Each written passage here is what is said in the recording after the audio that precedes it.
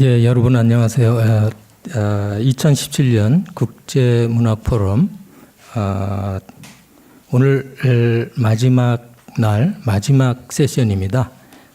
섹션 5 작가와 시장 첫 번째 순서를 진행하도록 하겠습니다.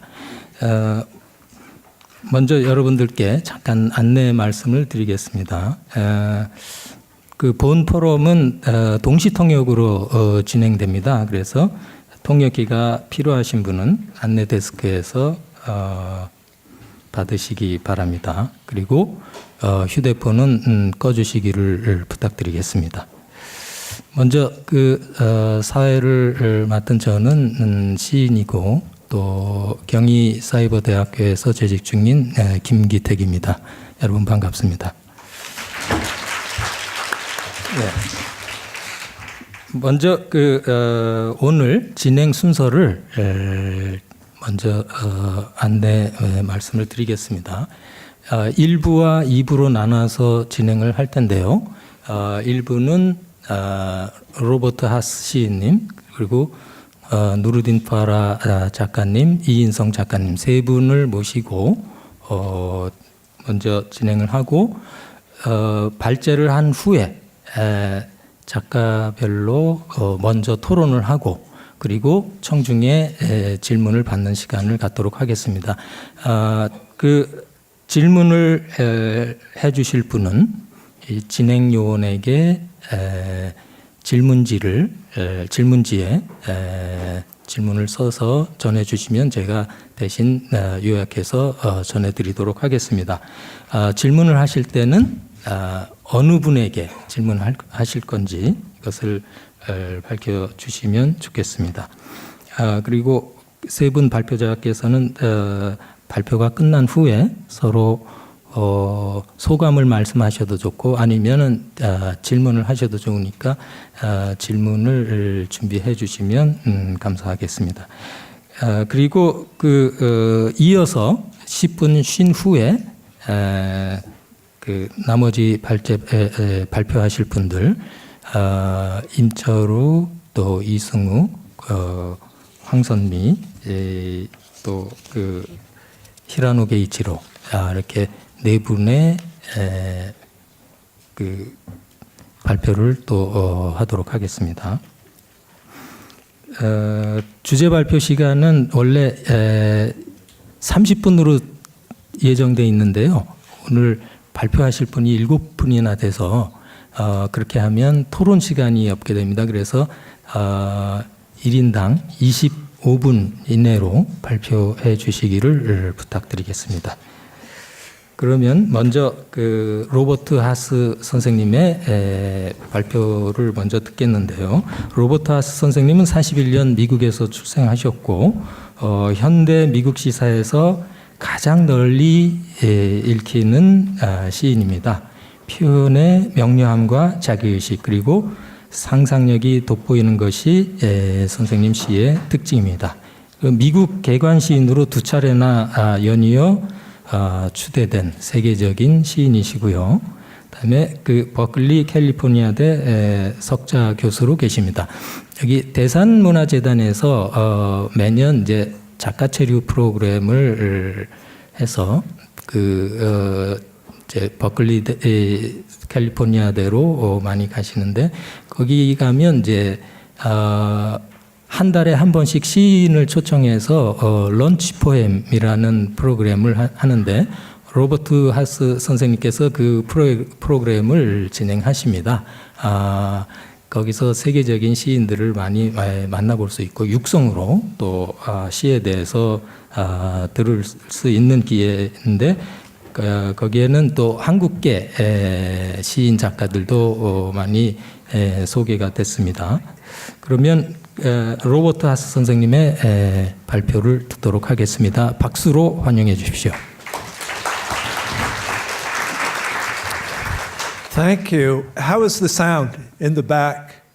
Can you hear me? All right, in the back. If I speak about from here. I need to thank the Dyson Foundation for the invitation to be here. I need especially to thank Jang Yu Jin, who's just been such a wonderful help to me these days. And I'm going to jump right in. My assignment was to address the subject of poetry and the market. I can think of several distinct ways to come at this topic, so it was difficult to know where to begin. One approach would be to talk about the ways in which poems or poetry or works of art in general are commodities, which would lead to the question of how poets make a living and to the state of literary publishing. Not a very interesting subject to me. Another would be to talk about how poems or poetry or works of art in general are not commodities, which would lead to a discussion of the difference between market economies and other kinds of economies, of how goods and values circulate in a given society, and what is the difference between commodities and gifts. What, for example, is the difference between a bottle of wine that is sold to you and a bottle of wine that is given to you as an expression of gratitude or friendship, and how poetry is located in these different economies? More interesting subject. Another, frankly defensive, would be a simple and direct way of making the central distinction between the relatively minor social power of poetry and the immense social power of the market. Imagine that you have suffered the death of a person who is beloved to you. What poetry will give you is a language of grief, a language for the shape of grief, and quite possibly it will give you consolation, a way of surviving the loss. What the market will give you is the price of the coffin. Defensive, I admit. And it ignores what once was so liberating about the idea of the power of markets. Still, another approach would be to look at the differences between the market and the marketplace, what the Greeks called the agora, the city center, or the village square, where goods and services were gathered for reasons of efficiency, and where, therefore, citizens on diverse errands were apt to meet one another, a place where commerce, diversity of interests and skills and trades, accident, and local knowledge created a distinctly human form of sociability, which the market is the more abstract, which the market, in the more abstract sense of telemarketing, may be dissolving, or at least radically altering. In neighborhoods in the United States, bookstores, record stores, video rental stores, movie theaters, and many specialty shops are disappearing, displaced by computer marketing, which delivers goods to the door and eliminates a very ancient technique, one that is as old as invention as the city itself, the social encounters of people with one another for the purposes of trade. Telemarketing in the 21st century of you young students who are here today, is producing something like a human person-free form of the abstraction of the market as it emerged as a thought experiment in the Scottish philosopher Adam Smith in the middle of the 18th century. Professor DeFremery described it this way by saying, we've invented an economy in which the fundamental exchange is between a barcode and the chip inside a credit card. Another, the perspective of social anthropology would be to remark that the condition for the creation of cities was markets. So the question of poetry and the market is the question of cities and poetry. And to remark that literacy was born and disseminating from cities, and that it was through literacy, the written down poem or the book, that poetry could become a commodity. And to notice in this connection the relation between orality and gift culture, and literariness and print or market culture, and to conjure from the ancient Mediterranean world and its mythologies Hermes, the messenger god, who could move between heaven and earth, but also between tribes. He was the boundary god, and so the god of trade, and also the patron of thieves. And in that way, he was the figure for the imagination, which connects markets to poetry.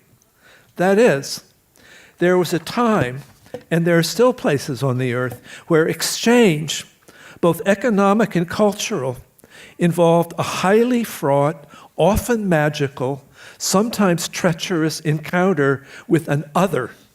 And so one might notice that one of the figures who appears at boundaries as a kind of boundary god and mediator would be Hermes, a fairly desperate representation of raw need and intense desire of a kind that would evolve into the notion of enlightened self-interest. The other would be some figure for poetry, the quicksilver messenger that crosses boundaries and is capable of leaping into another person's skin.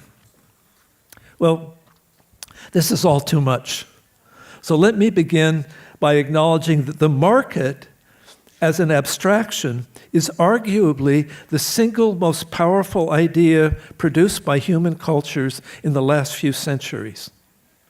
The rivals would be, one, the origin of species by natural selection, which looks an awful lot like a biological version of the market. Or two, the theory of relativity, which most people don't understand as a mathematical and cosmological concept, and which they therefore translated into a moral one, which said that all human values are relative and therefore compete with one another in the various markets of philosophy, ideology, literature, and actual behavior. And that a poet with no special training in economics needs to approach the subject with some trepidation, and on his own more or less limited terms, which are, in some sense, the terms of poetry, a human technique older than the market. So where to start? Maybe with the origin and authority of the phrase, the market. So part one, this involves for me my own experience of finding out what the market was, and it has a subtitle, Adam Smith and a Bar in Tijuana, Mexico. When I was about 19 years old, just starting college, I had a summer job at the downtown headquarters of a large bank, running errands and doing simple kinds of research for a group of economists in an office dedicated to financial research. The men, this was the late 1950s, who were my bosses, had all fought in World War II. They were figures of some authority for me. They had settled down into business jobs and business suits. I knew it wasn't a world I wanted to belong to, but I admired them. At about the same time, a group of my friends and I were going to pool our money and charter a fishing boat out of a little town on the Mexican coast across the border. This was almost a ritual of initiation for young Californians, and spend 3 days fishing and 3 nights drinking in the bars of a foreign country. The fishing town we were headed toward was Ensenada. The border town where we stopped first was Tijuana. We were in the dusty streets of a sort of duty-free store of the colonized and the impoverished, with lots of shops selling Mexican goods, leather goods of all kinds, and cantinas and bars which were selling alcohol and sex, mostly to the sailors from the American naval base on the other side of the border. We headed straight into the bars. We're old enough to drink in California, but we were old enough to drink in Mexico. I had a couple of beers and decided I was wasting my time and that I needed to go see where we were. And I walked back out into the blinding sunlight and onto the street. And what I saw when my eyes adjusted to the light was beggars.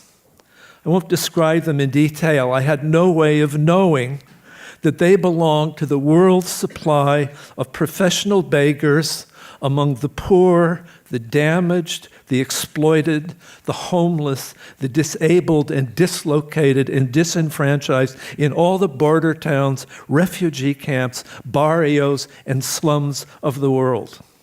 I had never seen such a thing, and I was seeing it, and I felt the shock of it. I was a little woozy from 2 beers. I was unaccustomed to drinking and felt its effects in the heat of the day. So the horde of begging children who began to follow me around, some of them offering me their sisters, and the emaciated old women, some of them blind, on the steps of the church I wandered into, and the maimed boy, and the old man with amputated legs, felt to me a bit like a hallucination, a daytime nightmare. To escape the boys, I got off the main street and saw in some of the back streets, only a few miles from the border where my countrymen would have been served drinks around swimming pools by Mexican maids, what I saw was raw housing patched together out of cardboard and wooden crates, open gutters of raw sewage, and ordinary life among the very poor. 3 men leaning into the engine of an old car that wouldn't start. 2 girls playing fetch with a mangy dog. I don't know how much money I'd already paid for the fishing trip and the hotel in Ensenada, but I took what money I had and with some resolve walked back to the church, and starting with the 2 old blind women, gave away all my money. I gave it to the beggars on the street, saving for the boys the money that I had got in change from the beer in the cantinas. I met my friends back at the bar. I had not a cent on me. They loaned me enough money to get through the rest of the trip. And when I got back to San Francisco and got back to work, I told the economists who were my bosses about my trip, told them what I had done, and they said I had done exactly the wrong thing. My main instructor was my boss, a soft-spoken, always mildly ironic man who had flown airplanes, bombers, raining destruction over cities in Europe under continuous anti-aircraft fire, something he'd done again and again for more than a year. It was he who nodded at my story and said, "You did exactly the wrong thing." And as he did several times a day, as he was giving me some research job to do, he got out a pad of paper and began to sketch. "Here," he said, "is your $5 bill. You give it," he made an arrow, "to the old woman in front of the church. She's blind, she's starving, she buys food, and it lasts a week, and then she's hungry again and she's still blind. Your money has disappeared and you've accomplished nothing. Now, think about the consequences of buying beer with that $5. Who benefits? First the bartender, then the waitress in the bar, then the owner of the bar, who spends his money hiring a maid, hiring gardeners, sending his children to school, maybe giving money to the lady by the church. And you've benefited the truck driver who delivered the beer. Marginally, you've benefited the manufacturer of the truck. You've benefited the brewer, the manufacturer of the beer bottle, the designer of the label of the beer bottle, the farmer who grew the hops, and the people who manufactured the tractor that plowed the field that grew the hops that made the beer." And one of the other of my bosses said, "The manufacturer of those paper napkins, the round ones that they put on under beer glasses on the bar, you kept those guys working too." Another former naval intelligence officer from during the war was interested in music, and he said, "Was there a band in the cantina?" I said, "Yes, there was a band, a mariachi band, guitars and a trumpet, 2 trumpets." He said, "You see, you would have kept them working too." I was stunned and intrigued. What they said seemed to make perfect sense, and a part of me felt that what they were saying had to be profoundly wrong. That inadvertent selfishness could not be the right answer to the horror of what I had seen in those streets. It was days before it occurred to me to say to them that the old women, actually the blind women, and the mute boy with the deformed shoulders, and the mother sitting on the sidewalk with her baby with its eyes covered by flies, and the troop of boys who followed me around would have spent the money and kept the same number of people working. And my boss said, "Ah, yes, but the money didn't give them jobs. It left them exactly where they were. Your money kept the bartender and the brewer and the truck driver from being in the shoes of those poor old people. You gave them work. And I think he was the one who introduced the name of Adam Smith to the idea of a man who intends his own gain and is led by an invisible hand to promote an end for which he had no intention.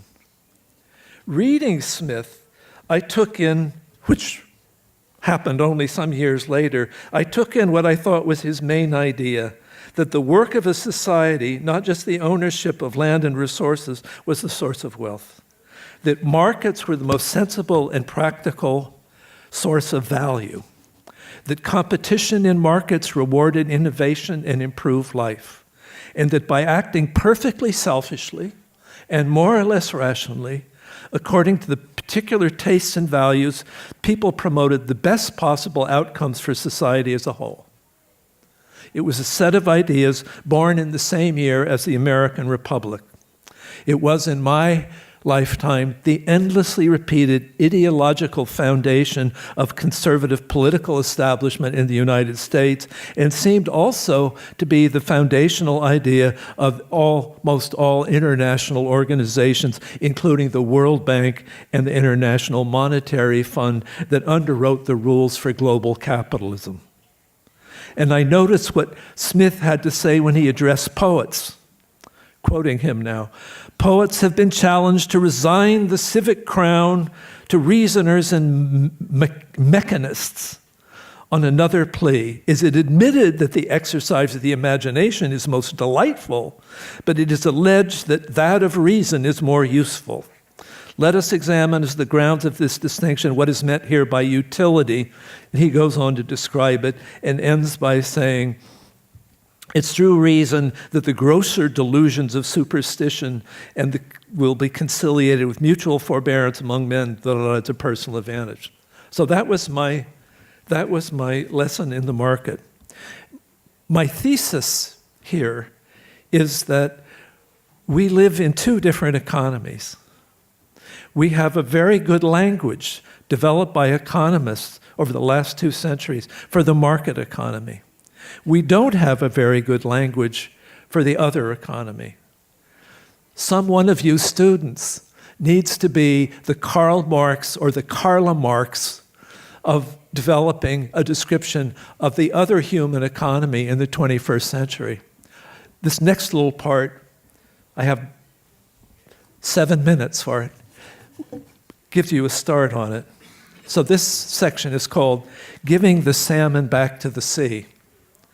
Native tribes of the northeast coast of the United States had an economy dependent on an annual salmon run. The Kwakiutl people in Tlingit and the Haida had very similar ceremonies for greeting the first salmon to appear in their rivers at the beginning of the spring run. A priest would catch the fish or carry a caught fish to an altar, sprinkle it with some honorific substance, make a speech of greeting and welcome, fish's head pointing inland to encourage the run, and the gathered tribe would sing appropriate songs, after which the priest would share out pieces of the fish to be eaten, and then they would return the bones to the salmon to the sea. It was a ceremony that understood the world's economy as a cycle of gifts. The principle involved was simple. To live, you received gifts. You received them gratefully, and you gave them gratefully. It was very important to pass them on, and it was poisonous not to pass them on. A philosopher and poet, Lewis Hyde, describes this ceremony in a book entitled "Gift, the Imagination and the Erotic Life of Property." The thesis of the book is that the world is run on 2 economies. One of them is the money economy that measures itself in whatever money measures. You can tell in an exchange what's going on by what you give and what you get back, and it's important to count. And when the transaction is over, you don't owe anybody anything. Basically, you're free after the counting is done. The encounter incurs no further obligation.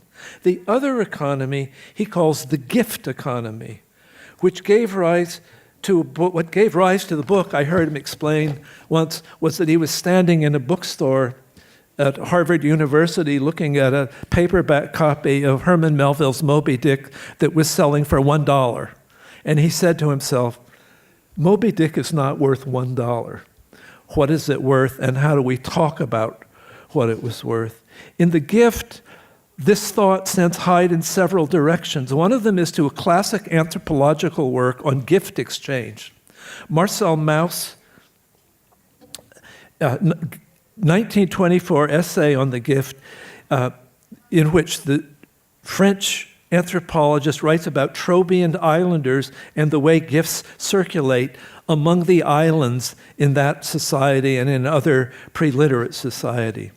Here's Lewis Hyde. The essay has proved to hold several enduring insights. Mauss noted, for one thing, that gift economies tend to be marked by three related obligations: the obligation to give, the obligation to accept, and the obligation to reciprocate.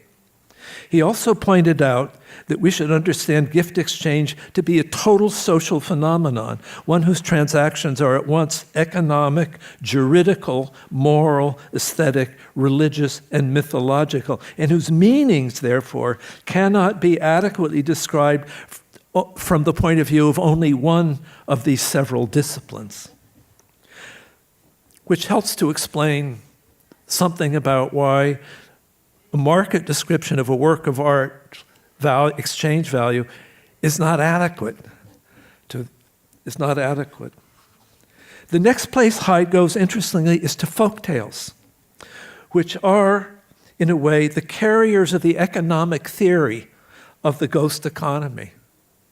So the next Karl or Karla Marx among you who writes about the gift economy might go to the study of folktales for a beginning of understanding, and cartoons and children's films, to watch how gifts circulate in those times.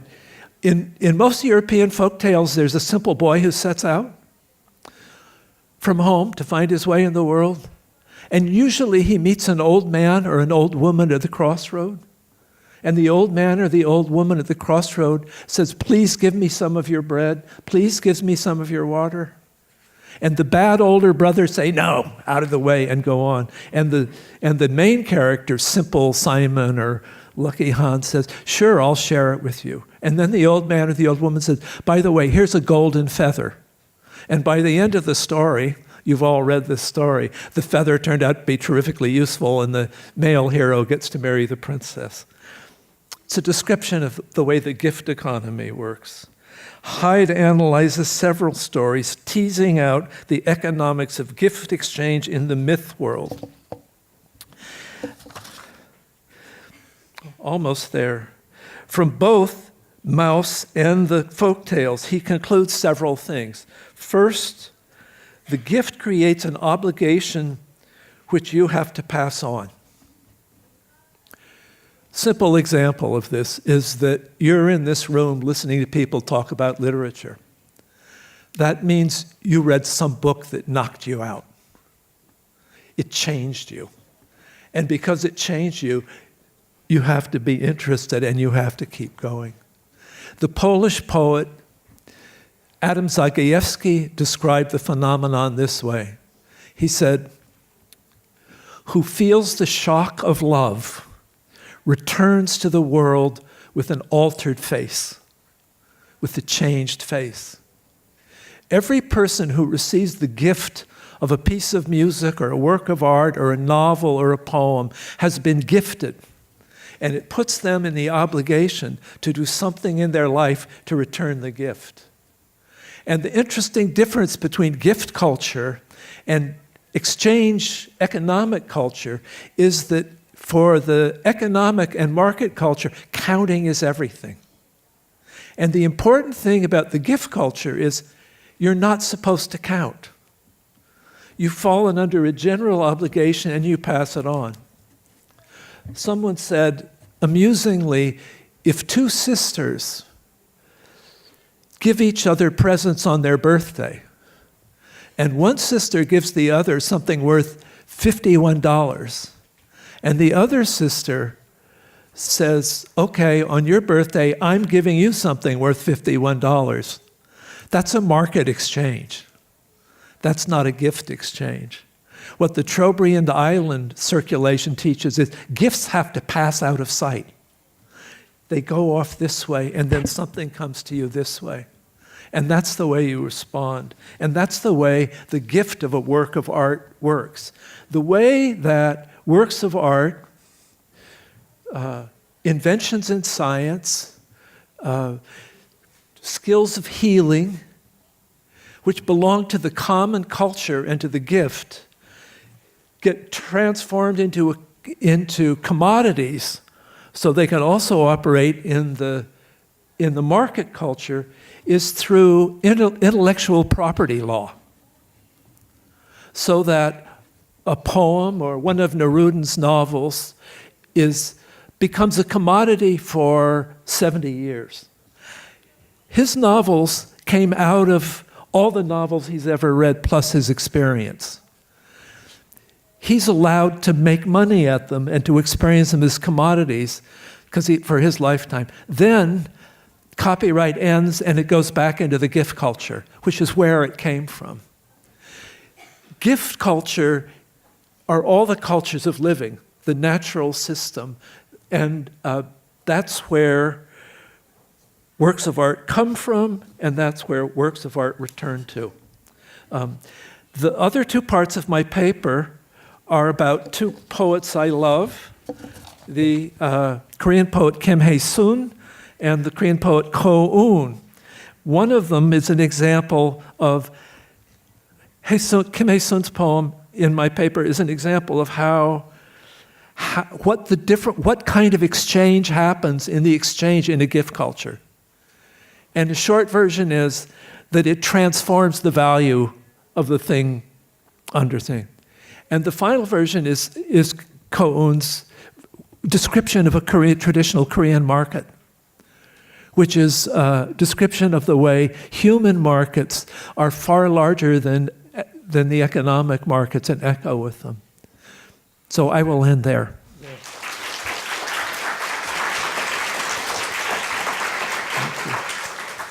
예, 로버트 하스 선생님 감사합니다. 그 문학, 예술 이것도 상품이라고 한다면 그것은 돈으로 살 수 없는 상품이다. 즉 화폐 경제에 의해서 돌아가는 상품이 아니라 선물 경제에 의해서 돌아가는 상품이다. 이 선물 경제에 의해서 아주 명확하게 예술이 지닌 가치, 문학이 지닌 가치를 설명해 주시고 계십니다.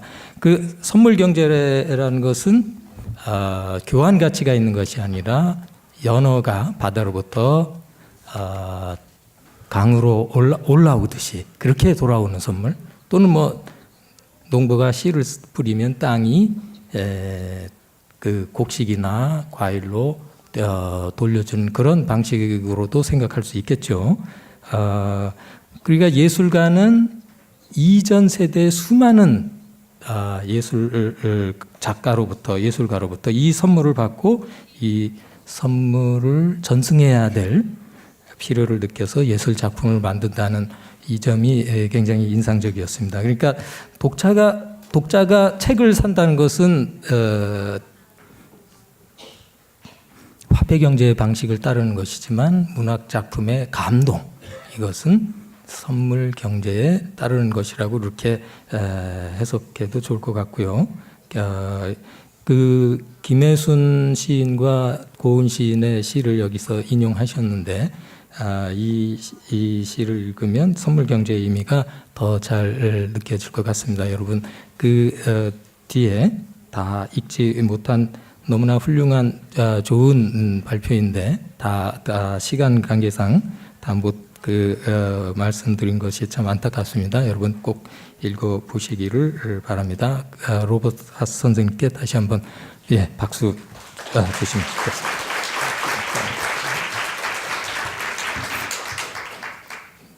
다음 발표하실 분은 누르딘 파라 작가이십니다. 소말리아의 소설가이시지만 현재 그 아프리카 대륙에서 가장 중요한 작가 중에 한 분이시죠. 45년에 소말리란드 바이도아에서 태어나서 오가덴에서 유년 시절을 보내면서 또 이 소말리아 정부와의 관계, 공부 이런 문제로 소말리아에서 계속 체류하지 못하고 여러 나라를 떠돌면서 또 영어, 아랍어, 암하리어 많은 말들을 이제 어렸을 때부터 배우고 또 해외 다니면서도 또 많은 언어를 익혀서 그 언어로 작품을 쓰셨습니다. 누르딘 파라 작가님은 조국 소말리아와 떼어놓을 수 없는 소설가이자 극작가이시죠. 소말리아는 우리 한반도가 근대의 식민지와 분단, 또 전쟁 그리고 혹독한 근대사, 현대사를 치른 것과 같은 그것 이상의 아주 뼈아픈 역사를 가진 그런 근대사, 현대사를 거친 나라죠. 작가님은 이 과정을 온몸으로 겪으면서 성장하고 소설을 써오면서 조국 소말리아 그리고 소말리아인으로서의 정체성을 꾸준히 찾아왔는데 우리나라에서는 이제 지도라는 작품이 번역 소개되었습니다. 그러면 누르딘 파라 작가님을 박수로 환영해 주십시오. 예.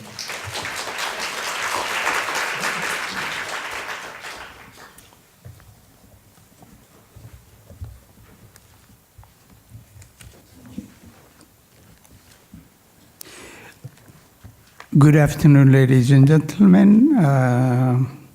I'm very pleased to be here, and I also take the opportunity to thank the DES Foundation that have invited me, and I also thank my very many hosts who have been looking after me so well that I will feel terribly lonely when I get back to Cape Town because nobody looks after me in Cape Town. So I'm very, very happy to be here. One thing that I will do and that I have often done is to sabotage myself. That is, I will assume that I have not written this paper that I'm supposed to read, and I will talk to you directly about some of the things that interests me, some of the things that have formed my life, some of the things that have made me into the person that I am. I will touch once or twice, no more than that, on the market economy into which I seem to have gone into by mistake, perhaps. My life is a very complicated life by virtue of the experiences that I have had.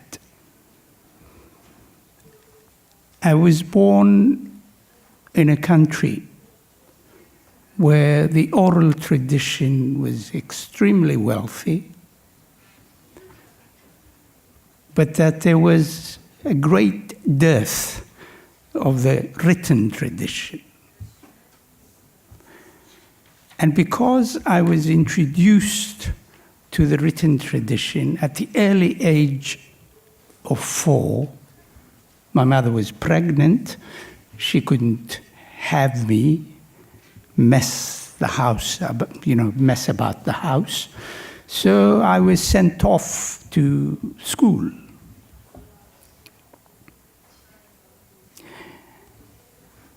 And at school, on the first day, I encountered a great difficulty, and the reason is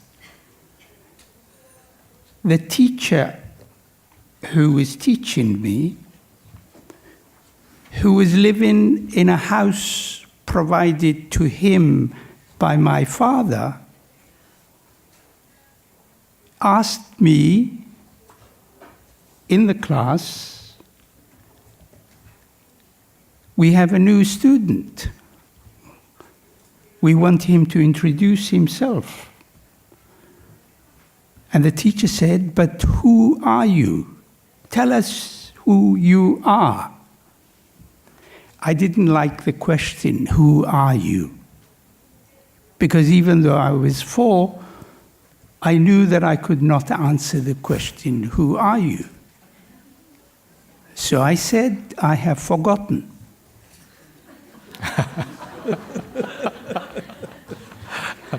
At which point, the teacher took the cane, put my pencil in this fashion between my fingers, and hit me several times.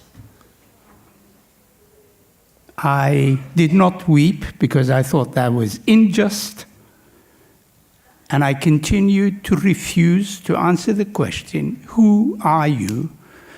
knowing, of course, that he knew who I was, because I had met him earlier in the day. He had asked me to get something for his wife from the shop. When I came home, I was also punished. My mother punished me, my father punished me. And then I decided at the age of 4 that the world between the life of children and adults, these two worlds are incompatible. Now, I will give you several other incidents similar to that, in which the majority of these experiences appear in the texts, in the books that I write. In other words, basically, this is the formation, the life that I had that led me to write the books that I write. Now,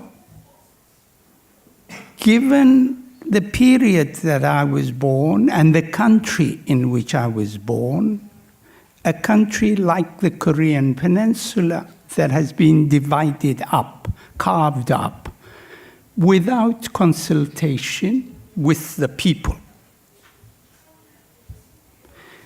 The Somali Peninsula is divided up among colonial powers, 5 of them.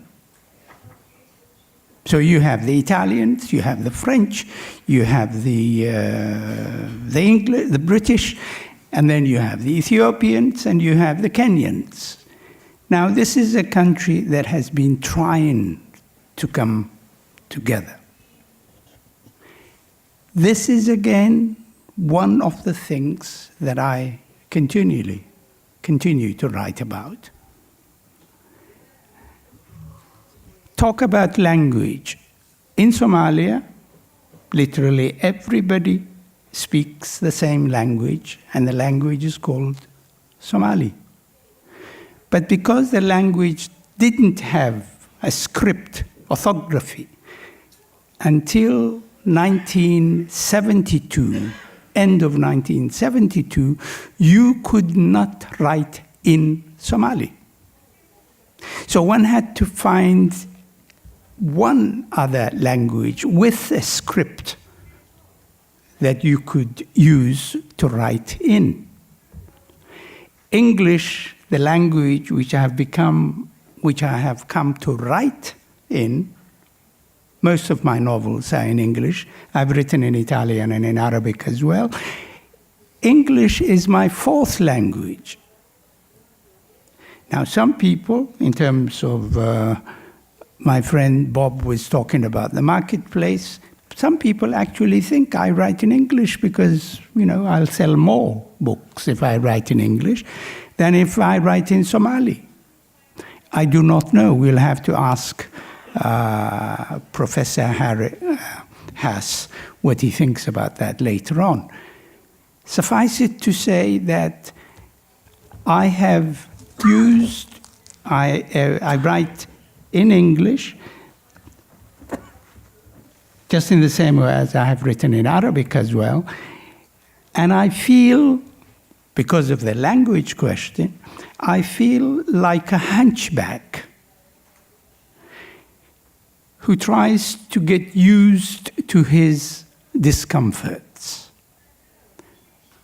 Eventually, if you're a hunchback, you will become comfortable in the way that you sleep. So that is one way I do it. Now, with regard to even, let's go back even before I started writing, let's go back to my birth. When I was born in 1945, the chances of a Somali boy being born and growing up to the age that I have now done, that was not expected to happen. Because many children died from malnutrition, from drought, from all kinds of small little things like measles or, for the absence of tetanus could even kill you. Now, in the part of Africa from which I come, survival has always been very, very difficult. The fact that I have lived up to the age, now I am 72, the fact that I have lived to this age obviously must mean something. And I have continued asking myself, have I been spared? Have I been allowed to continue living so that I will write books, so that I will one day come to Seoul, Korea, to speak to you? Is this the reason why I have not died? Am I the carrier of messages of peace? Am I the carrier of messages from Africa to Asia, to Europe, to the many other places that I have lived in and I was born in, different from where I was born in?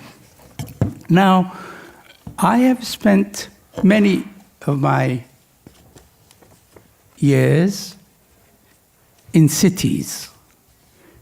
Now, my father, when I was growing up, had a general store. He used to sell, sugar and cloths and various other merchandise to nomads who came from the countryside, who do not live in the city. Now, I had the great privilege as a young boy, and as a young city boy, because that's very different, of meeting these nomads who talked in a different Somali with different intonations because they were from the countryside. And I would sit close by and listen to them talk about their experiences.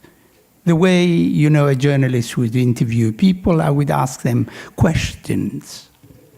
Now, there was some kind of an exchange in the way that Bob has spoken of. And that is, I asked them questions. They did not give me answers, but they continued to tease me because I was a city boy and mixed my speaking with English words or Arabic words or Italian words. And therefore, there was a continuous communication between us. But the great gain that I have made from talking to these nomads who came to purchase things from my father was before they left, I knew more about their life their history as a young boy than I might have known if I hadn't spoken to them. In the end, my experience has produced my first novel called From a Crooked Rib, in which a nomad girl leaves home, and then, you know, all the tribulations and the difficulties that a nomad girl gets through. Again, let's go back to when I was 9, 10, and my father refused to give me pocket money. And then I got into business. And the business I started at the age of 9, 10 was these nomads who came to purchase things from my father's shop. And the majority of the other elderly Somalis, men and women, were illiterate. And because they were illiterate, they needed someone to write letters for them. So I got hold of a small little desk and a small chair, my size, age 9, 10, and I would write the letters for them. They would tell me what they had, the message, their, problem, in words in Somali, and then they would say to me, I want it written in English, I want it written in Arabic, and I would write the letters for them. And it was a booming business, making money. I have made more money during those days than I do make as a professor at a university or as a writer now. One day,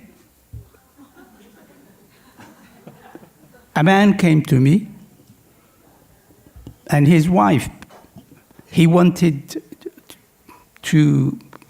for me to tell his wife, in the letter which I was writing in Arabic, he said to me to tell his wife that if she does not come back in 9 days, she has been away for God knows how long, and she has not come back.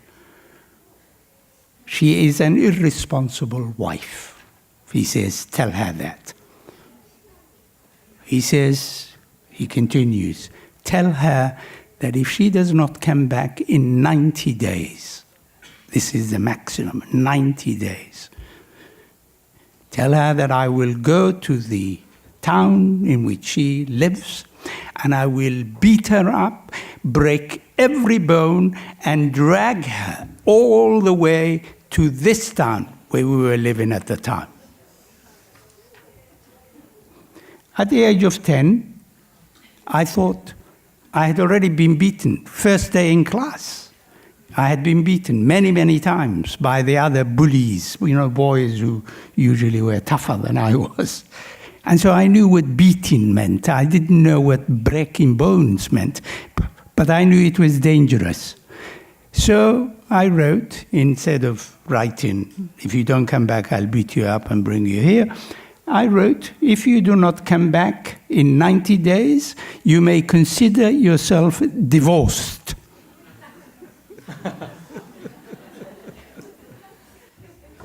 Now, I didn't know the power of the written word. I can assure you I didn't know. But I didn't like the man threatening his wife. He's beating and breaking bones. And so the woman receives the letter. She goes to the Qadi, the judge of the town, and she gets the divorce papers. The man had no idea about this. He goes to the town where his wife is with the intention of beating her up and breaking every bone, only to discover that she is married to another man.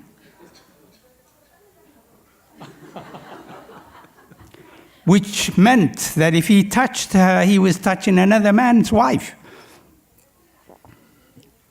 And so when he complained and said, but how did you get this divorce, they showed him the letter that I had written as evidence. He came back to the town in which we lived, told my father, and my father then forbade me to write letters for anyone from that day. Well, it was more than censorship. And the reason is because you would see that future books that I write in my adult life, similar things come back because I often write supposedly sympathetic fiction about women's lives, which is possible that it started during that period in my early years.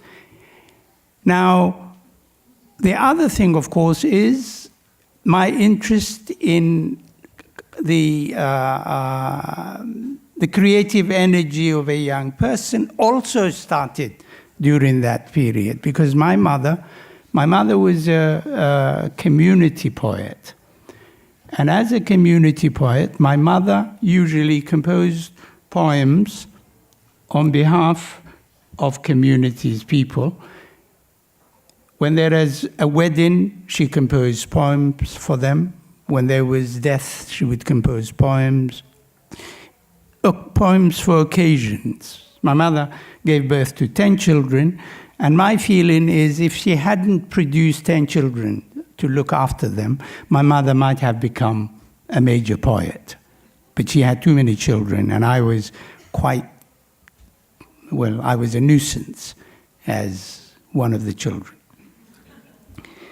But this is very important. One day she asked me to deliver a poem because she couldn't go, because one of my brothers or sisters was sick. And so what you do in Somali poetry is you memorize the text orally, and then you deliver it orally, because there is no writing involved. So my mother gave me a long poem of about 20 lines. As I am going in the direction of the place where I have to deliver the message, and I'm kicking I have a football and I'm kicking it around and moving around, I misplaced, in my memory, 2 or 3 lines. And so what did I do when I got there? I changed the text. When my mother came to discover the song being chanted, she discovered that there was something she had not composed, that there were several lines she hadn't composed. And then she wagged her finger at me and she says, "Don't do it ever again." But that gave me the possibility of knowing that potentially, at the age of 11, I was a poet, that I could write poetry. So these are some of the things that are very much worth talking about. And as a writer, therefore, in the same way as many years ago, as a writer, remember, at the age of 4, when somebody says to me, "Who are you?" I refused and said, "I have forgotten." Later, I would come into confrontations with the authorities, with the dictators, with the people whom one could not stand. People who tyrannized, the dictator who tyrannized the nation by writing about them. And I suppose one could say, from the experience that I am now able to look back and interpret, it is very possible that my father, who was tyrannical, who had a very terrible temper, it's possible that I interpreted him as the dictator in every family, and therefore used the character of the dictator in a trilogy of novels being represented by the father in the family, because there is William Reich, the German psychiatrist, psychologist, psychoanalyst, actually says that in every family there is a tyrant of a parent who represents the authoritarian figure in the family. And therefore, this is a hierarchy of tyrannies which go up to the dictator. And that way, early on in my life, I knew that this was the way things were going to be. I could continue talking in this line, but I won't, because I will give back to our chairman. I'll give him back 7 minutes as a gift. And I thank you very much.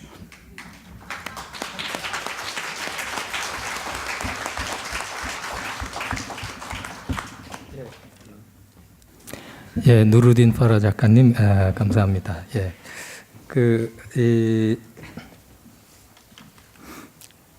말씀하시는 중에 어렸을 때 꼽추 같다는 느낌을 받았는데 제 등단작이 꼽추거든요.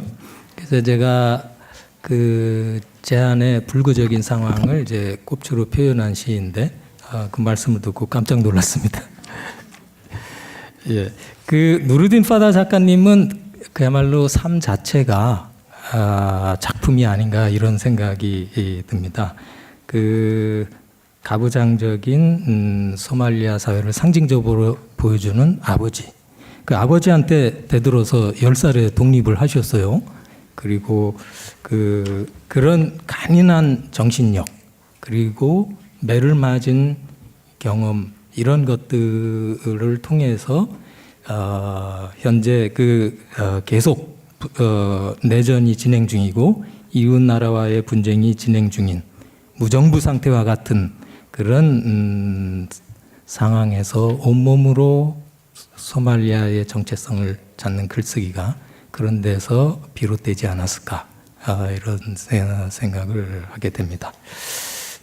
다음에 발표해 주실 작가님은 이제 이인성 선생님이신데요.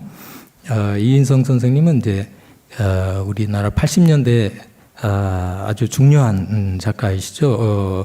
53년 경남 진해에서 태어나서 서울에서 성장하셨고 서울대학교 불문과를 다니셨고 또 서울대학교 불문학과 교수도 역임하시고요.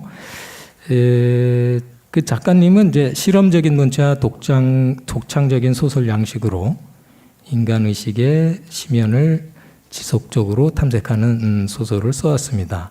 그 소설은 전통 소설의 문법을 해체하고요. 그것과의 인가론적 줄거리를 또 해체하고 문장 체계를 해체한 80년대의 유일한 해체주의 작가라는 또 평가를 받기도 합니다. 예. 우리나라 소설가 중에서 쉼표를 가장 많이 쓰는 작가로도 또 알려져 있습니다. 예, 박수로 맞아주시기 바랍니다.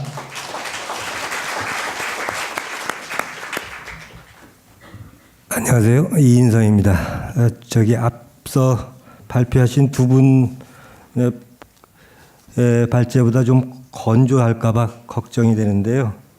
거기다가 또 주책 없이 발제문이 너무 길어서 앞부분을 좀 생략하고 뛰어넘고 텍스트를 읽어나가는 식으로 진행하도록 하겠습니다. 그 앞에 생략하는 부분은 작년 봄에 파리 도서전에 갔을 때 거기 풍경, 또 국내 대형 서점의 어떤 풍경들에서 대중문화에 의해서 문학이 위축되어 보인다는 그런 이야기 하나 하고요. 작년 가을에 밥 딜런이 노벨상을 수상해서 논란이 일었는데 어쨌든 그 대중문화와 예술의 관계에 대한 문제를 생각하게 만들었다라는 게 그 앞부분 얘기입니다. 이 발제문 책자의 305페이지에 해당하는 거기서부터 시작하도록 하겠습니다. 밥 딜런 논란에서 보이듯이 이 대중음악 장르에 속해 있으니까 곧 대중문화라는 위와 같은 범주적인 분류는, 그런데 대중문화를 보다 구체적으로 접할 때의 실제 상황과는 꽤 차이가 있어 보입니다. 오래전부터 제 머릿속에도 그 둘을 분리하고 차별화하는 의식장치가 내장되어 있긴 합니다. 하지만 그 장치가 한결같이 기계적으로 작동하는 것은 아닙니다. 가령 텔레비전에서 막장 드라마의 어느 장면과 마주칠 때 그 의식은 날카롭고 빠르게 반응하여 그걸 머릿속에 쓰레기칸으로 밀어넣습니다. 그러다가 어떤 때는 이건 잠깐 머리를 식히기 위한 용도라고 미리 과료를 쳐놓고 가치 판단을 배제한 채 요란한 액션 영화를 즐기기도 합니다. 그런 경우와는 또 전혀 다르게 때로 마음에 드는 대중가요를 들으며 거의 좋은 시를 읽는 것과 같은 그런 감상 분위기에 젖을 때는 그런 구별의 의식 자체가 스스로 어디론가 숨어버립니다.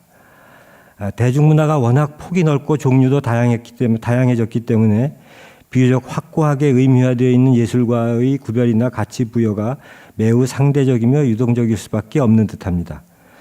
그러다 보면 도대체 어디까지가 대중문화이고 어디서부터가 예술인가라는 의문이 고개를 쳐들기도 합니다. 그 관계를 따지기가 너무 복잡한 질문이지만 다만 한 가지, 적어도 그 둘 사이에 넘어설 수 없는 벽이 가려놓여 있는 것은 아니라는 게 일단 역사를 통해 확인할 수 있습니다. 그 대표적인 본보기가 다름 아닌 문학, 그 중에서도 소설입니다. 역사적으로 관찰해 보면 근대 소설의 전반기 역사는 대중문학으로부터 순수문학으로 이해하는 과정이라 해도 과언이 아니었습니다. 구텐베르크 혁명과 더불어 대량 복제 공급이 가능해진 최초의 근대적 매체로서의 인쇄책이 등장한 이후 그 최대의 수혜를 입은 것은 바로 소설이었습니다. 산문으로 쓰인 근대적 소설은 원래 문학으로 취급하지 못했습니다. 고전주의적 관점에 의하면 문학은 일단 운문이어야 했거니와 그 정수에 도달하기 위한 이성적 원리와 규칙을 지녀야 했기 때문입니다. 그 모든 것에서 벗어나 있던 소설은 그런데 역으로 그 자유로움을 구가하여 인간적 욕망과 세계에 대한 상상을 거침없이 드러내며 독자들의 인기를 끌기 시작합니다.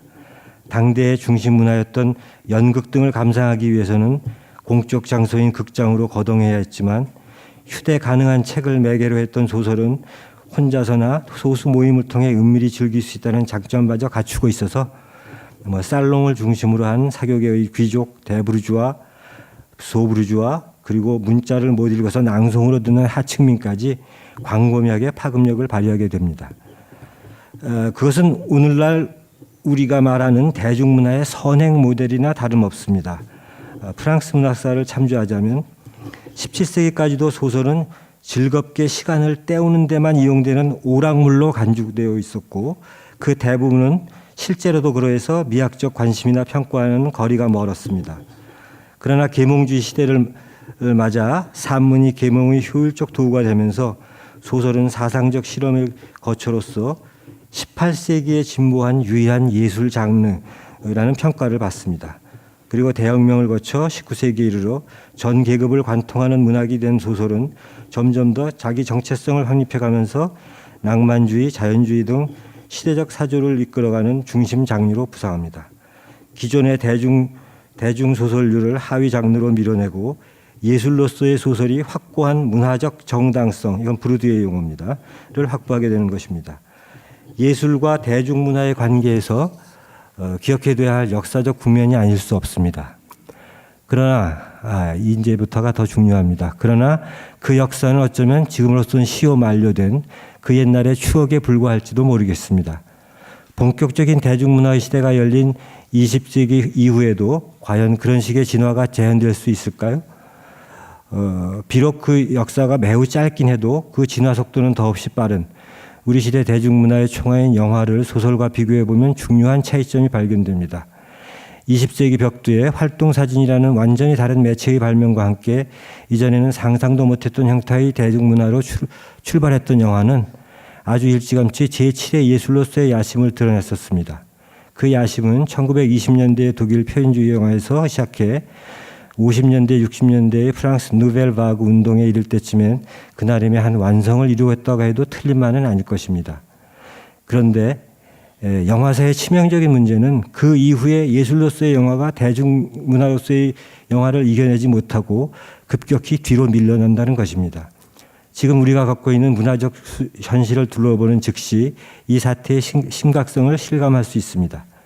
어디선가 이른바 예술영화라는 것이 만들어지고 있기는 한데 그걸 보기가 너무 힘듭니다. 마치 별종들을 위한 최소한의 배려라는 듯 저 구석자리 어딘가에 별도로 마련된 소규모의 예술 전용 상영관을 힘들게 찾아가거나 인터넷을 뒤지거나 어디선가 DVD를 구해서 혼자 봐야만 하는 것입니다. 물론 영화는 그 창작의 조건이나 규모부터가 소설과는 사뭇 다릅니다.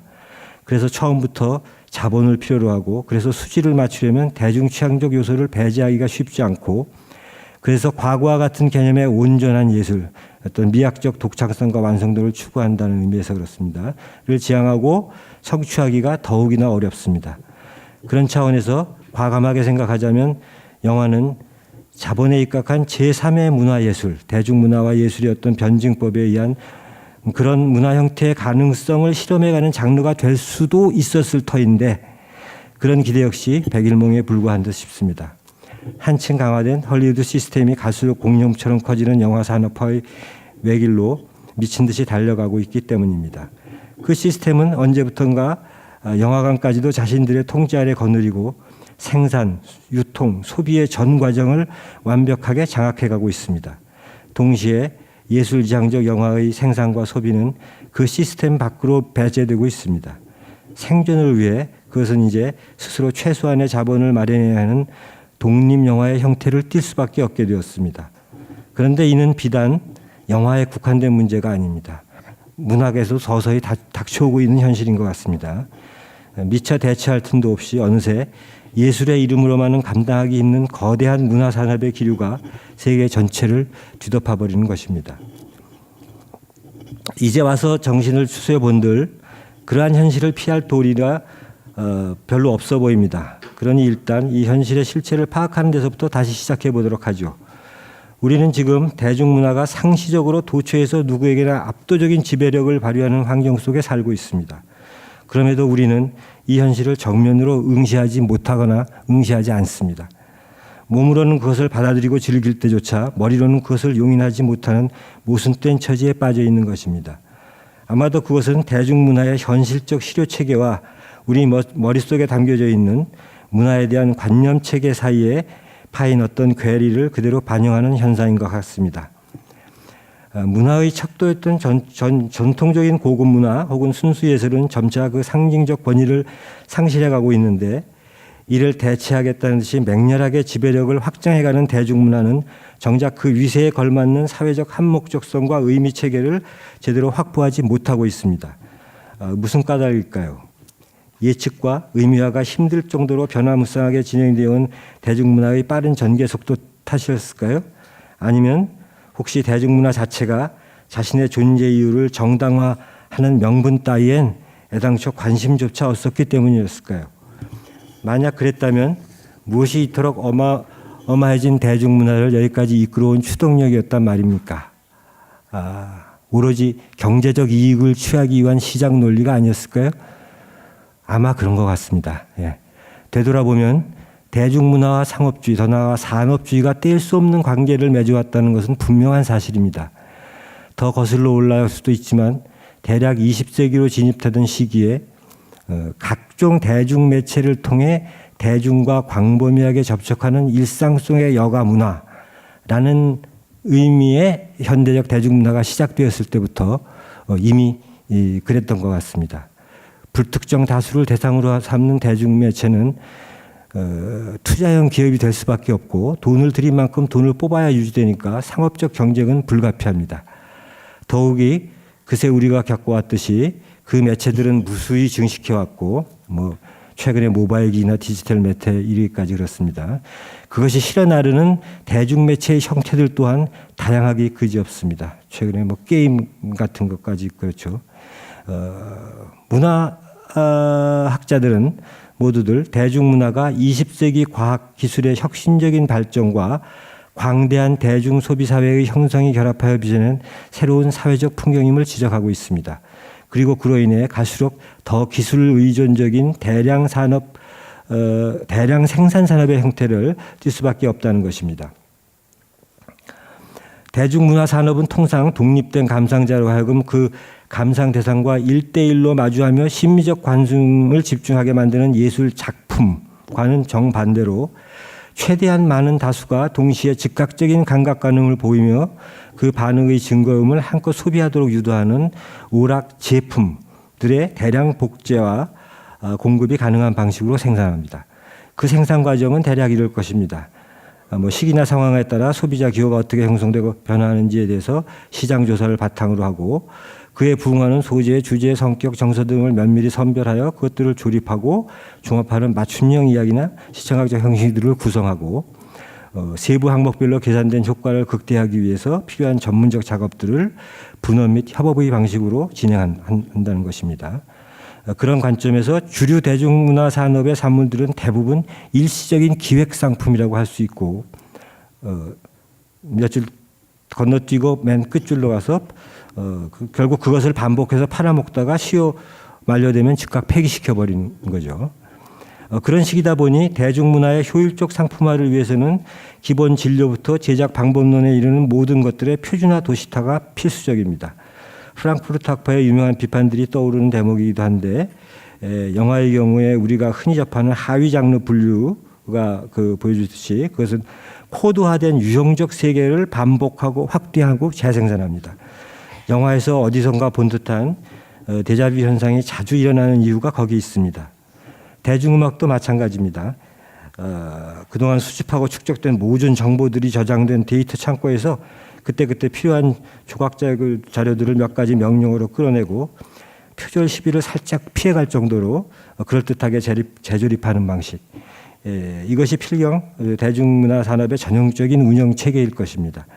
예컨대 예전에 롤랑 바르트가 절단과 정돈이라는 두 가지 전형적 조작을 통한 구조주의적 활동이라고 부른 것이 아주 실용적인 형태로 대중문화판에서 실천되고 있는 꼴입니다.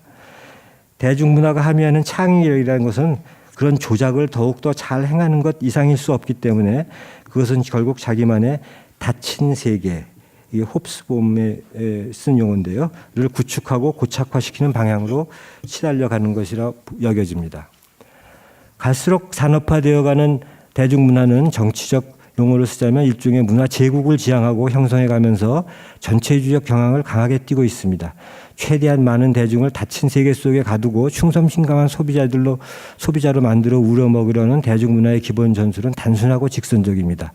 요컨대 대중을 온갖 재미들만으로 구성된 환각적 세계에 중독시켜라.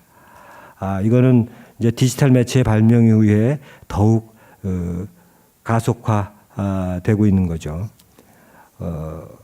그 아래 몇 줄은 뛰어넘고 그 다음 문단으로 넘어가겠습니다.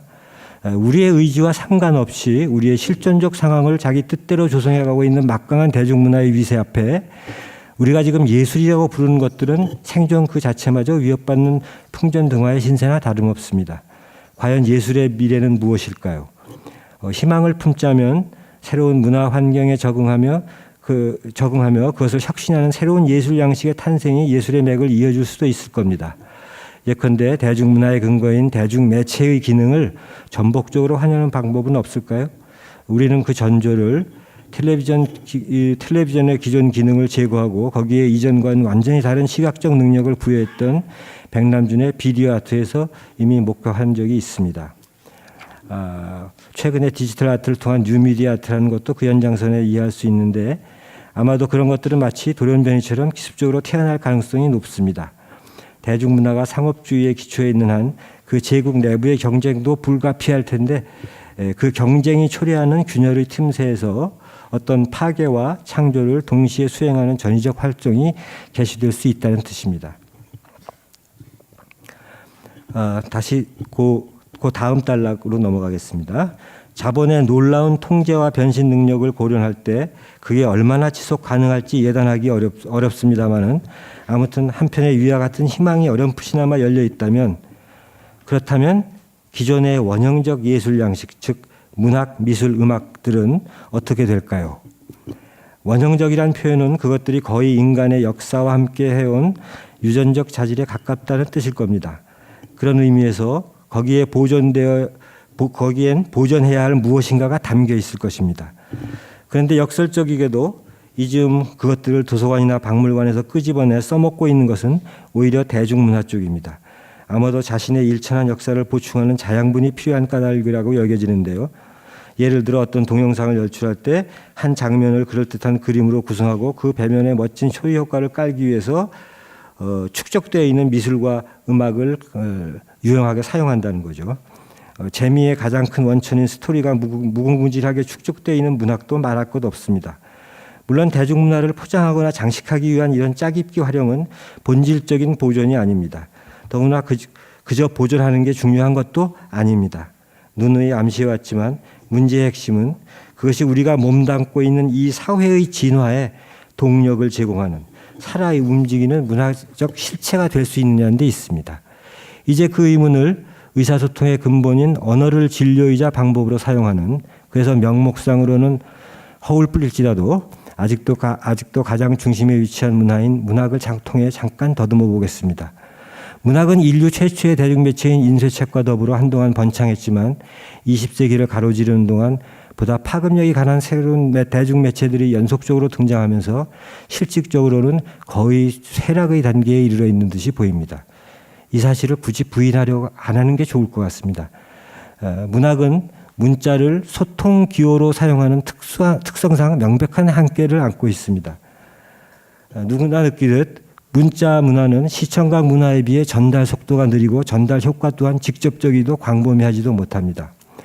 이는 전파나 디지털 매체를 타지 못하기 때문이 아닙니다. 전자책이 생겨난 지 꽤 되었어도 약간의 편리성 외에 이전과 다른 특별한 변화를 유발시키지 못하는 이유는 문자라는 것이 인간의 두뇌와 감각에 작용하는 방식에 있습니다. 시청각 기호가 생각을 개시하기도 전에 우리의 육체적 감각에 즉각적이며 집단적인 자극을 가하는 반면 문자 기호는 그것을 해독하고 이해하고 종합하는 일련의 정신적 활동을 필수적으로 요구합니다. 그리고 그것을 통해 이르는 어떤 지각, 사유, 상상도 1차적으로는 독자 개인의 수준에서 이루어집니다. 그것이 다시 사회적 의미가 되려면 개인들 간의 대화와 토론의 과정을 거쳐야 하는 거죠. 작가와 독자가 1대1로 대면하면서 시작되는 문학의 소통 구조는 곧바로 그 생산과 유통 규모의 한계로 드러납니다. 책 한 권의 생산량을 아무리 늘려도 영화나 텔레비전 드라마 한 편의 수익성을 따라갈 수는 없습니다. 그 이후에 이제 뭐 웹소설 뭐 이런 것들이 오히려 대중문화에 영합하기 위해서 변형되고 있다는 그런 얘기를 하고 있는데 그 부분도 뛰어넘고 그 다음 단락으로 가겠습니다. 대중문학의 노선이 노골화되자 순수문학, 즉 예술로서의 문학은 더욱 고립되어 있는 형국입니다. 문학이 자리 잡고 있는 문화의 옛 중심지는 독자들의 발깃이 뜸해지고 쇠락하면서 동공화 현상이 뚜렷합니다. 그리고 그 둘레를 포위하고 있는 대중문화는 금방이라도 문학을 수몰시킬 듯 점점 더 압박의 수위를 높이고 있습니다. 절망적으로 들릴지 모르지만 거기에 맞서 순수문학이 내세울 수 있는 특단의 대책은 없어 보입니다.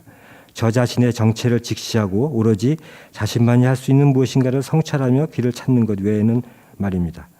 그러려면 먼저 책이 유일한 대중매체였던 시절에 누린 문학의 명성과 영예, 그로 인해 아직도 문학에 덧씌워져 있는 과대망상의 거품을 걷어내고 이 시대의 전체적 문화 지형도 속에서는 문학이 거의 수공업에 가까운 소형의 문화 생산 양식, 일종의 제한 생산 부분에 불과하다는 사실을 인정해야만 합니다. 순수문학은 더구나 그렇습니다. 이제 순수문학은 언어를 한 뜸 한 뜸 짜가는 작업을 통해 대규모 생산 부분인 대중문화와 그 근본부터 차별화되는 고유의 역할을 찾아야 하는 것입니다.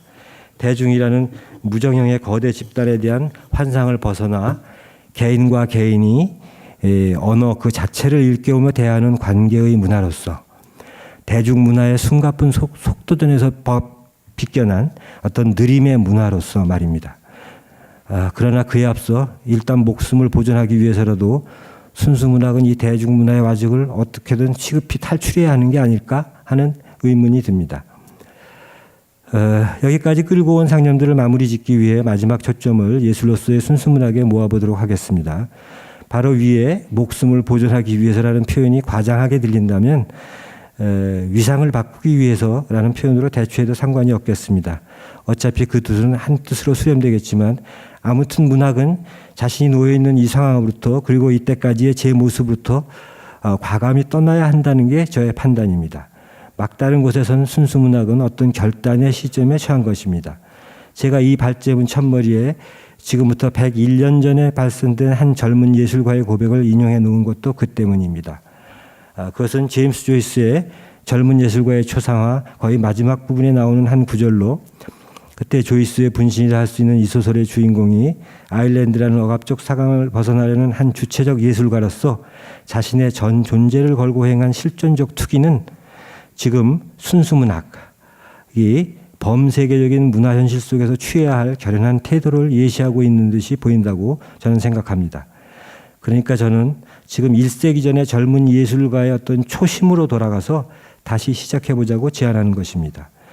우리가 취해야 할 그 결연함은 이 인용 구절의 몇 줄 앞에 고스란히 드러나 있습니다. 조이스의 분신인 주인공은 내가 더 이상 믿지 않는 것은 섬기지 않겠다 하면서 덧붙입니다. 나는 어떤 삶이나 예술의 방식을 통해 가능한 한 자유롭게 그리고 가능한 한 완전하게 나 자신을 표현하려 노력할 거야. 나를 방어하기 위해 내 자신에게 허용한 유일한 무기들인 침묵, 유배, 그리고 계략을 사용하면서 말이야. 자유롭게와 완전하게라는 데 밑줄을 그어두도록 하죠. 그리고 나 자신에게는 이중의 밑줄을 긋도록 하겠습니다. 나 자신의 철저하고 정직해야 진정한 문학적 소통이 시작될 때니까 말입니다. 나를 방어하는 무기에 대해서 말하자면 침묵은 주류 언어로 변명하지 않고 외로움을 견디는 것, 유배는 기꺼이 주류 언어로부터 저 자신을 이탈시키는 것일 것입니다. 그렇다면 계략은 무엇일까요? 그것은 주류 언어의 질서를 흩뜨리는 글쓰기의 어떤 전략이 아닐까요? 그런 뜻이라면 이 계략의 실패는 작가로서의 모든 시도의 실패가 될 수 있습니다. 하지만 그 실패를 두려워해서는 아무것도 이룰 수 없습니다. 아닌 게 아니라 그는 단호합니다. 그리고 나는 어떤 잘못을 저지르는 것도 두려워하지 않는다. 그게 커다란 잘못, 평생을 따라다닐 잘못, 어쩌면 영원히 이어질 잘못일지라도. 그렇다면 자기 유배의 목적지는 어디일까요? 여기서 우리는 또 하나의 불행 혹은 저주를 각오해야 합니다. 더욱 정교해진 대중매체와 대중문화의 그물망이 세상을 뒤덮어가는 상황 속에서 순수문학의 이 유배에는 어떤 고정된 유배지 혹은 피신처가 따로 없기 때문입니다. 그러므로 이 유배는 곧 유랑입니다. 때때로 엿보이는 대중문화의 빈틈을 찾아 스며들었다가 다시 빠져나오기를 거듭해야 하는 언어의 유랑. 그렇다면 이 유랑이 꿈꾸는 것은 무엇입니까? 대중문화의 질곡을 벗어난 소수의 문학적 떠돌이들이 사방을 헤매다 서로를 알아보며 잠시 모여들어 그들만의 관계를 잇는 허공 속의 섬, 부유하는 소통의 섬들을 끝없이 만들어가는 게 아닐까요? 그 섬은 어쩔 수 없이 문학적 소수 집단의 일시적 결합체이자 정처인 아주 작은 섬일 것입니다. 이때 소수 개념은 들레주의 카프카론에서 빌려온 것인데 그 어떤 해설에 따르면 그것은 한 사회의 주류 규범의 균형을 깨트리는 소수의 실행 혹은 소수화의 실행을 특징적으로 규정합니다. 주류 대중문화의 외곽지대로 밀려나 있는 비주체적 소수로서의 주체적 실행. 말이 좀 어렵습니다. 그리고 기꺼이 소수에 속하고자 하는 능동적 소수화의 실행이 동시에 도처에서 벌어질 수만 있다면 언젠가 문화의 시야는 다시 달라질 수도 있을지 모릅니다. 무수한 섬들이 각양각색으로 펼쳐지며 이뤄내는 아름다운 남해의 다도의 풍경처럼 말입니다. 사람들 사이에 섬이 있다. 그 섬에 가고 싶다. 라는 정현종 시인의 섬을 문득 다시 읊조리게 된 건 작년 봄 파리 도서전에서였습니다. 그때 저는 처음 만나는 외국 작가들과 함께 공개 자담회 비슷한 행사를 마친 뒤 한국관 바로 옆 통행로에 마련된 개인 사인회 자리에 1시간 동안 지겹게 앉아 있어야 했습니다. 의무적으로요. 말이 사인회지 그때 느낌으로 저는 거의 현대식 슈퍼마켓 안에 조그만 좌판을 펼쳐놓은 구식 수공용품 장사나 다름없다고 느껴졌습니다.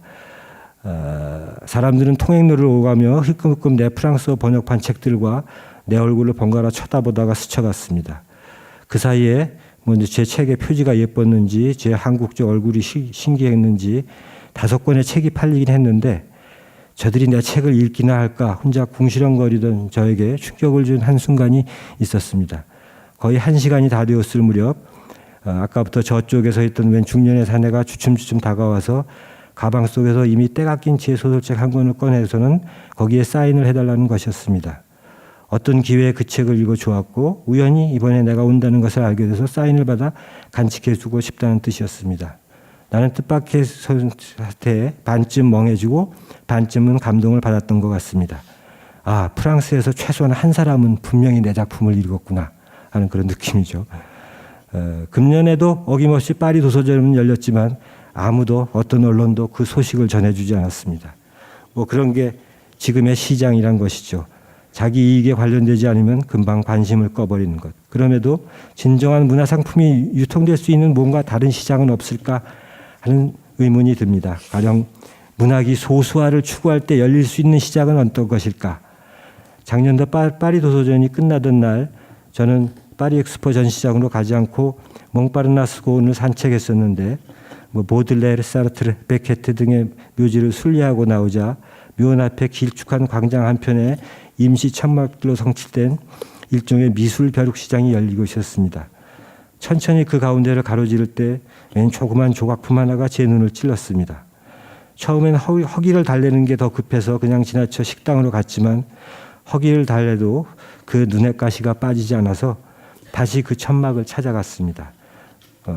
당연히 가격도 비싸지 않았기 때문에 저는 그것을 구입했고 그건 지금 제 집의 거실에 놓여 있습니다. 고개를 숙인 채 온몸이 흘러내리는 듯한 모습으로 앉아있는 세라믹 인물상인데요. 그걸 볼 때마다 저는 생각합니다. 네가 나다라고요. 그리고 혼자 묻습니다. 너를 내게 데려온 미술의 벼룩시장 같은 문학의 벼룩시장은 어디에 있을 것인가? 아직 없다면 어디에 어떤 형태로 있어야 할 것인가? 이 질문으로 제 발제를 마치겠습니다. 감사합니다.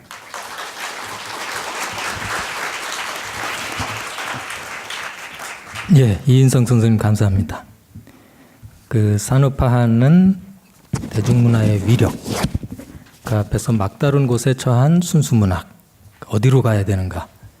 대규모 생산 규모인 대중문화에 비하면 이 소수문학, 순수문학은 한 땀 한 땀 장인이 지어내는 간의 수공업에 불과한데 그때 순수문학은 어떤 결단을 내려야 되는가?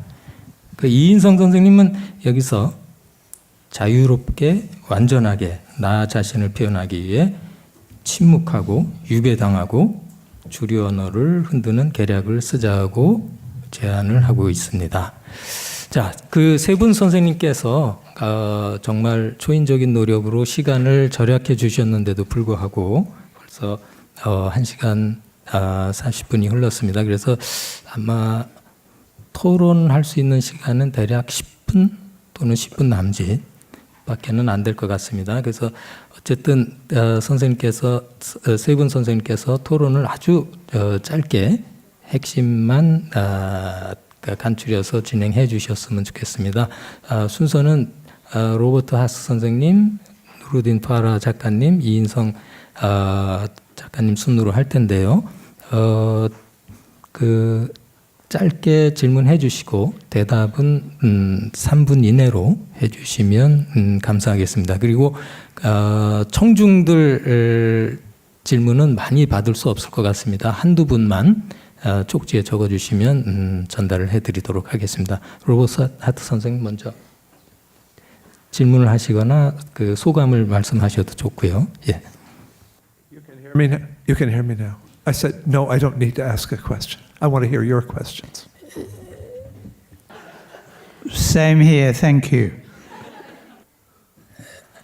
하스 선생님과 파라 선생님께서는 여러분들의 질문을 받겠다고 하시니까 지금 빨리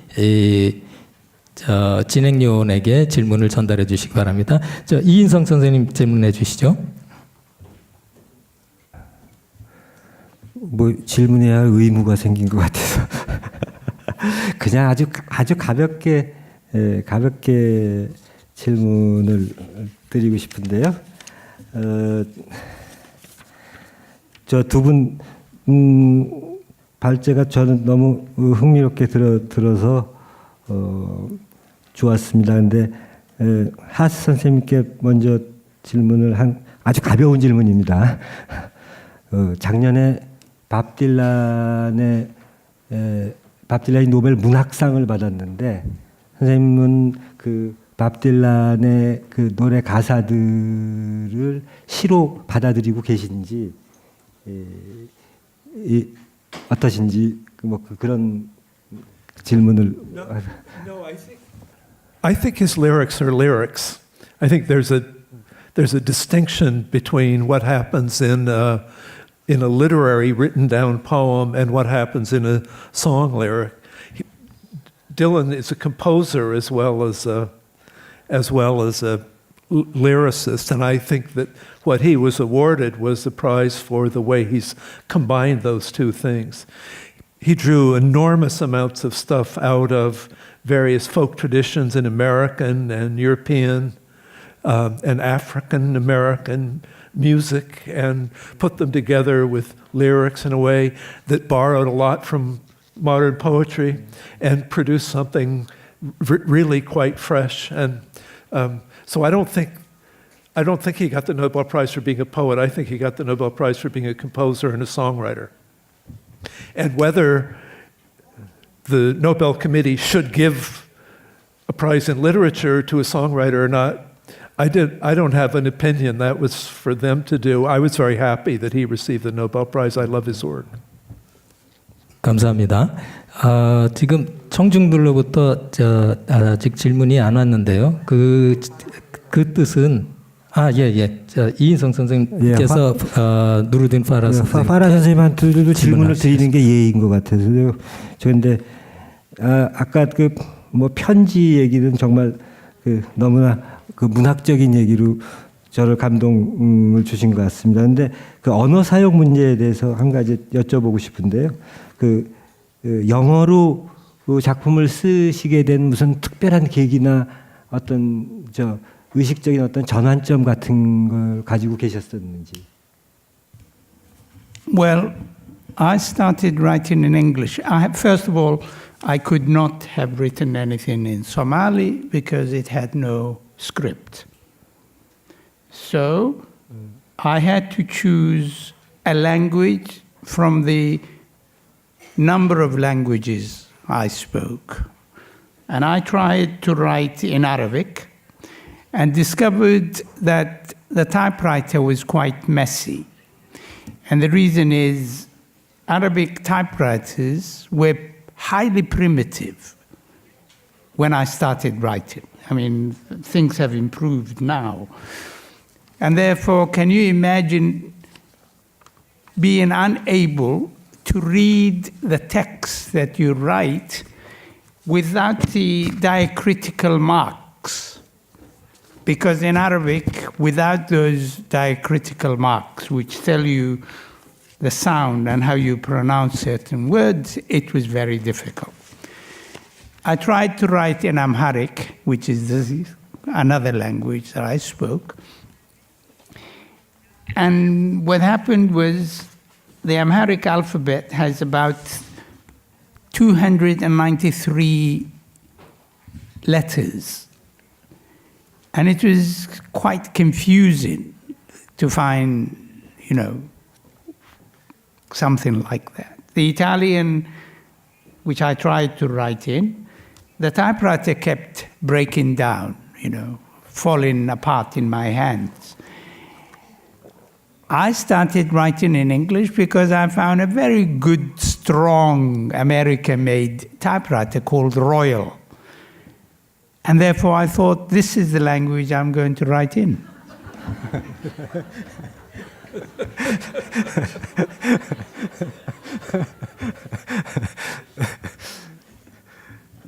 예, 독자로부터 온 질문을 전해드리겠습니다.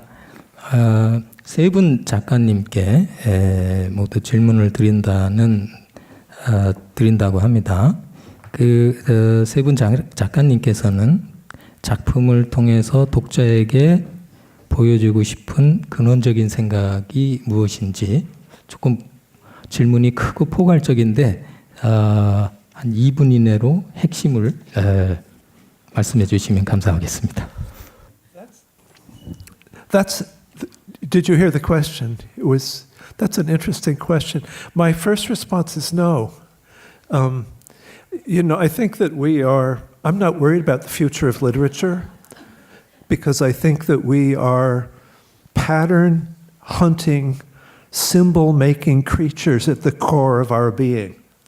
And when you make a poem or a novel or any other work of art, you're at some level trying to make a symbolic form that says what life is like for you. That's not exactly the same thing as a fundamental idea. Are there fundamental ideas that I find myself returning to? Yeah, there are quite a few, maybe 5 or 6. And as you study poets deeply, or painters or novelists, you do come to see that they have a handful of themes, not other themes, but these, So I assume that I have my themes.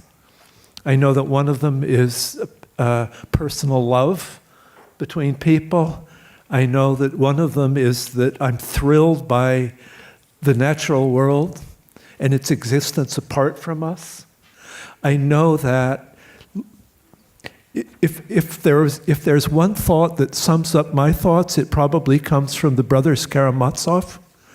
At the end of that novel, there's a funeral for a boy who's suffered humiliation, and the children of the village are going from the funeral to the gathering after the funeral.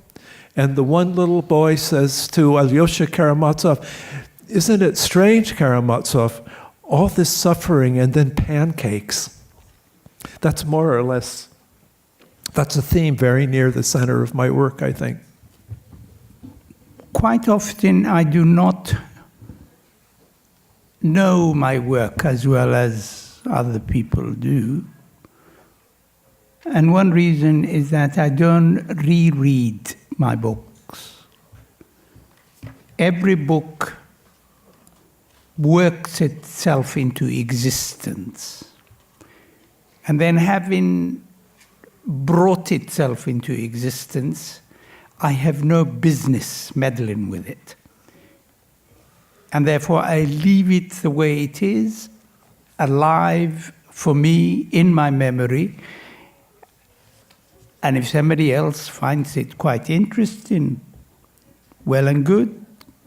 If not, I will have written another book. Thank you.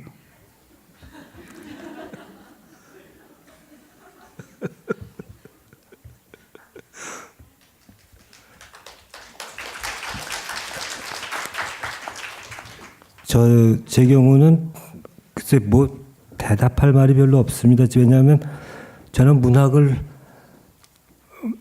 모르기 때문에 문학을 하고, 삶을 모르기 때문에 살고, 이렇게 생각을 하고 있기 때문에 모르는 걸 더듬어 나가는 과정이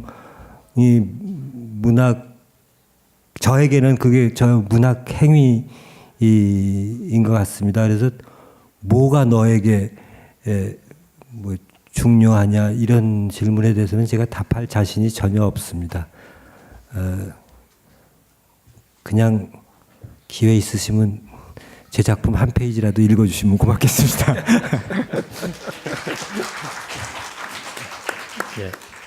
예, 감사합니다. 로버트 하트 시인께 드리는 질문인데요. 그 선물 경제에 대해서 말씀하신 내용이 무척 흥미로웠습니다. 선물 경제의 활성화를 위해서 어떠한 구체적인 변화가 필요할까요?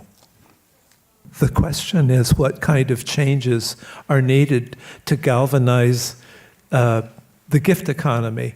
All the usual political kinds, to be engaged. Another way to, the gift economy goes on. It's going on all the time. Going on for you in the way that you relate to your friends and whether you buy things online or from a local store where you help a local merchant, the exchanges of friendship, the things you do out of generosity, the things that you do because you love the glamour of stores or something. It's going on. I'm not sure that it needs to be intensified. It may be that the market economy needs to be tuned down.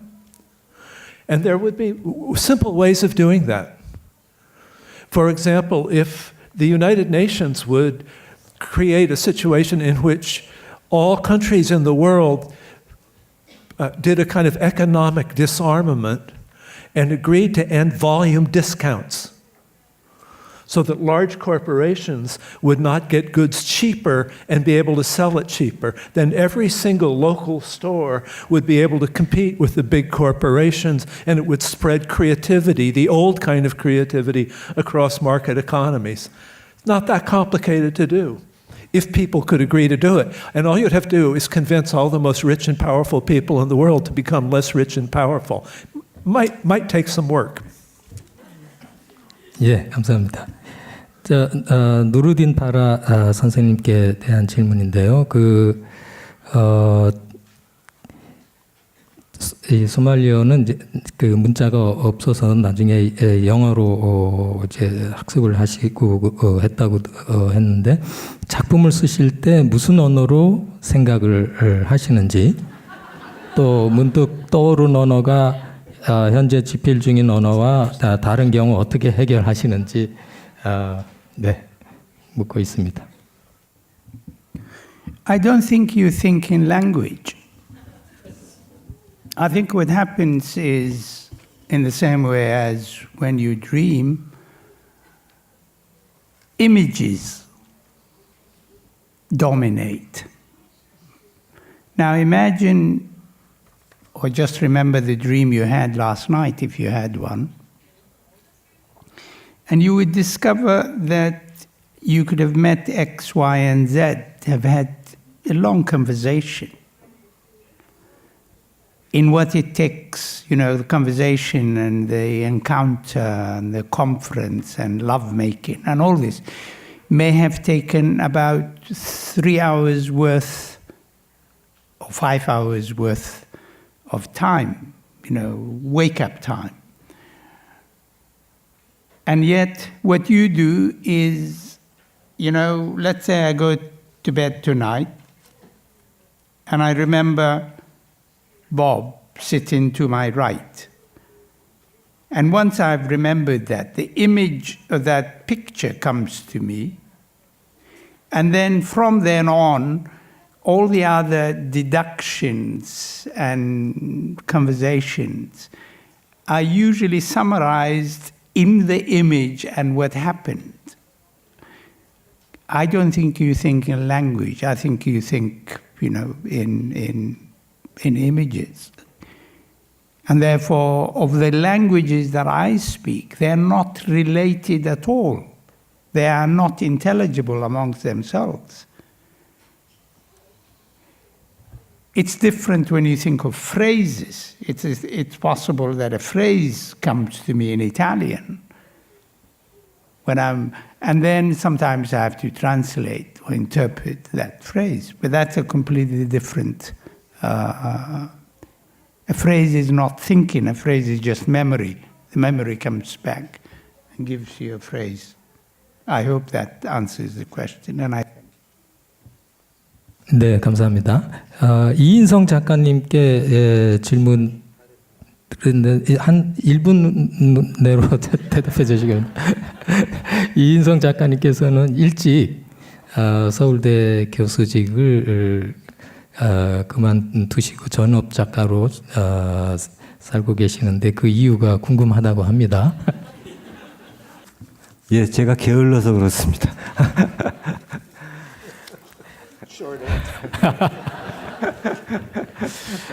네, 오늘 좋은 발제를 해주시고 또 여러분들의 질문에 재치 있게 답변해 주신 세 분 작가님께 박수 주시기 바랍니다.